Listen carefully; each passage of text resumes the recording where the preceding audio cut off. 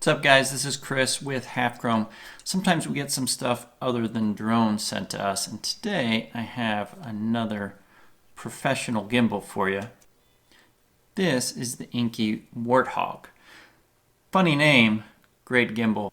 Today I'm not going to go into every little spec and detail about this thing. Instead, I'm going to just hit the highlights, what I love about this, and what could be improved.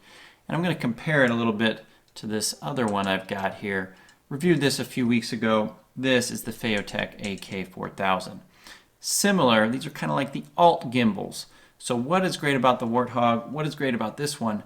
And which is the one that I'm going to be keeping? Which is the one I'm going to be giving to Jack? I'll be right back to let you know.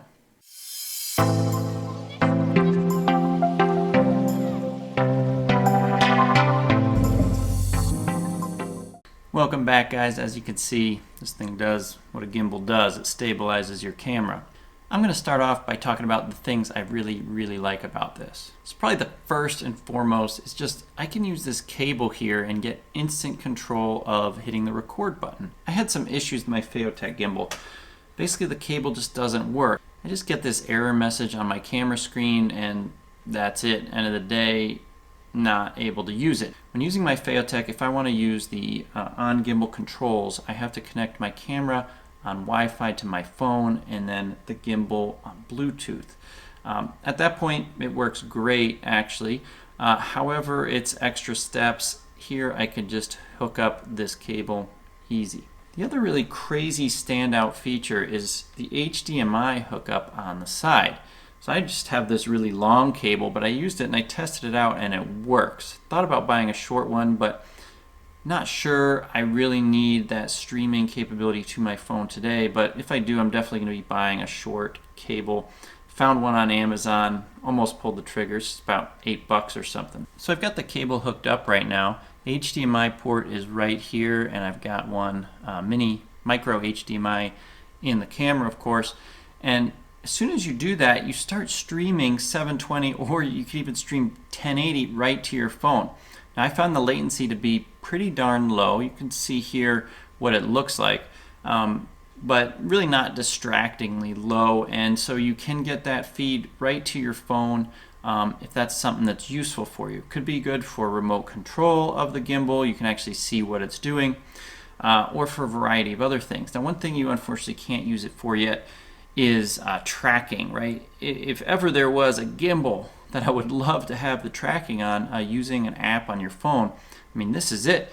The fast, low latency, high resolution imagery getting transmitted with no extra hardware. Really a huge potential feature for this. I would love to see them add that to the app. But the video transmission and overall integrating my Sony a6400 to this was just really the biggest pleasure I had. Shockingly easy to do. Another thing this came with that the package I got from Phaotech did not come with was a focus follow wheel. So if you've ever used one before, you got this little gear doohickey, kind of a flexible rubber you strap onto the focus wheel of your camera. And then this motor here hooks up easily with USB-C. Then I turn the wheel here and suddenly I'm controlling focus of the camera. Now you could have set that up to the zoom as well, but the zoom is going to change the balance of the camera on most lenses. I think all lenses as the weight comes in and out. Now I did kind of accidentally discover this thing almost doesn't seem to care when it's grotesquely out of balance. It did just fine stabilizing things, even kind of trying to bounce the gimbal around, so ton of torque in this. And my camera is on the lighter side, right? This isn't a full-size sensor I'm using here, and so some of what I'm telling you today maybe comes with that caveat. This is really designed for a bigger camera. It can definitely handle a lot more. So I have this set up the way I like to use it. The focus follow wheel, ultimately, I've discovered, at least for me on this gimbal with this camera, isn't quite for me. You have a lot of extra hardware you have to set up. I got to get this on here. I have to mount this. This is like multiple parts you assemble together. That assembles onto this plate. This is your lens support. And I don't think it works that well with my lens in particular. Also, I had to pull the whole camera forward to be able to do this. And since that's bringing a lot of the weight forward, and I actually wasn't able to balance it with this focus follow wheel. I got a little creative to fix that issue. Over in the workshop, I happen to have a stack of washers like this. Hung it on the back here, and that's how I was able to resolve and get this thing balanced.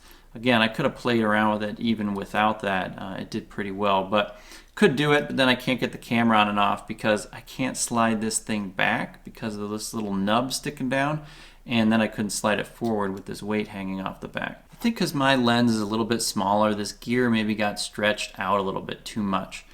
Often I found the wheel would skip a gear, especially if I was trying to move it fast.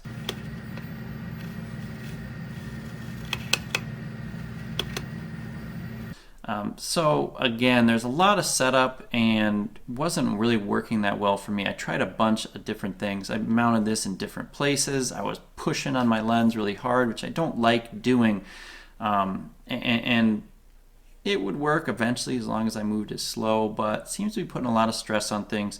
Again, I don't think it's for me, but it probably has more to do with my camera than the actual hardware that Inky delivered. One of the things I liked most about the Focus Follow was this A and B button. So all you do is long press A, move the focus, long press B, and now you have programmed in there, at least for that time that you've turned on the gimbal, you've set up an A position and a B position. You could just press those buttons and the wheel would slowly move from one to the other. So here's just an illustration of using the A and B buttons to use the Focus Follow preset position. So here I'm in position A, which is a close focus.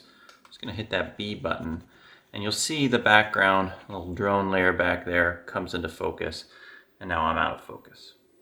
I could see that being a feature that I use a lot if I was using the Focus Follow feature. Overall, I really like the app. It was easy to use. All the features in there that were supposed to be working were working. I really liked in the app that you could change what modes were available through the quick access options here. So there's a couple modes I didn't include in there. There's an FPV mode and also a flashlight mode. You can still access it without using the app. It just takes, you have to long hold the mode button and then use the dial to get to it.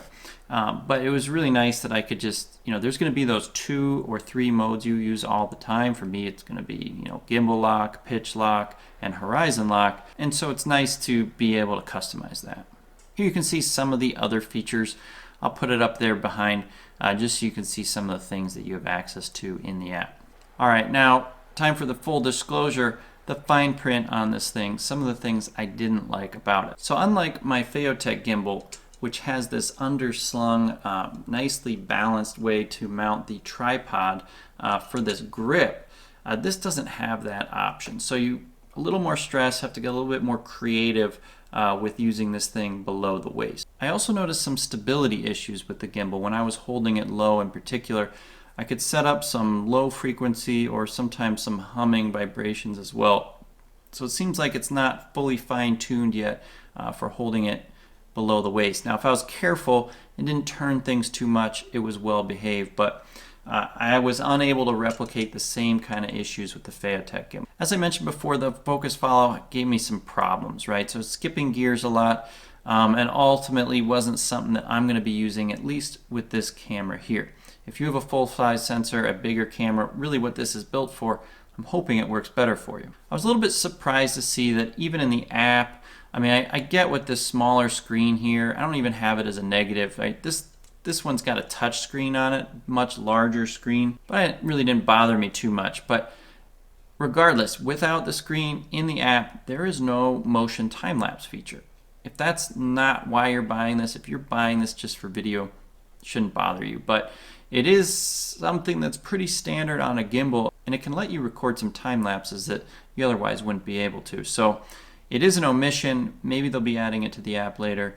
Didn't see anything right now from the Warthog app. Finally, I couldn't really operate the menu on here at all. It gives you some information about what stabilization mode you're in, how much battery you have, but there's definitely some features on there. I don't know quite what's going on. I don't know how to switch it to English. I do see some Chinese characters left up there. and there's nothing in the instructions on how to do that. Ultimately, I don't think I'm missing any features that I really need.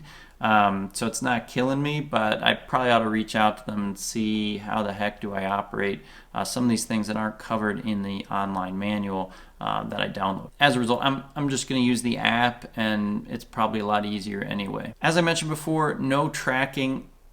Again, this thing has unbelievable video transmission, all built in, so easy to use with the Wi-Fi, and so it's just a shame not to include it. They could be the leader in this category in terms of tracking on a fully featured large gimbal, at least from what I've seen, and it's just not there in the app yet. So again, hopefully that's something that's coming. Okay, moment of truth.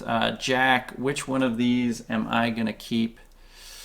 It's a tough call. Really, I feel like when I come here, the only thing I'm giving up on the Phaotech is the ease of integration of hitting that record button, which I can kind of just reach up there as well and tap that. The biggest thing I really like about this is having this ability to have the underslung mode, and also just trust it a little bit more when I'm hanging it low to the ground in terms of setting up some vibrations. So fortunately, I think I'm gonna go with the Phaotech, but Jack, you're definitely not missing out much, and you're getting a great gimbal with the Inky Warthog. So anyway, thanks for watching, guys. Hope you learned something about this gimbal. It's definitely a great setup and worth looking into.